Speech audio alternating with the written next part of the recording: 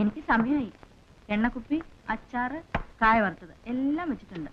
പോകുമ്പോ എല്ലാം എടുത്തോണ്ട് 11 ഇറങ്ങും. അടുത്ത മാസം 2 ലീവുണ്ട്. വേണ്ട, 2-3 ദിവസത്തെ ലീവിന് വരണ്ട. വെക്കേഷന് വന്നാ മതി. ജന്മിയുടെ കൽപ്പന പോലെ പണച്ചിലവല്ലേ യാത്ര. അതുകൊണ്ടല്ല, ആ സമയം കൂടി പഠിക്കാലോ. കത്തെഴുതണം. എനിക്ക് വേറെ കത്തെഴുതണം. അമ്മാവിനുള്ള കത്തിന്റെ അടിയിൽ അമ്മുക്കുട്ടിക്ക് സുഖമെന്ന് വിശ്വസിക്കുന്നു എന്നൊരു വാചകം ഉണ്ടായ പോരാ. അതിന് എക്സ്ട്രാ ചിലവ് വന്നാല് പോയി വരും.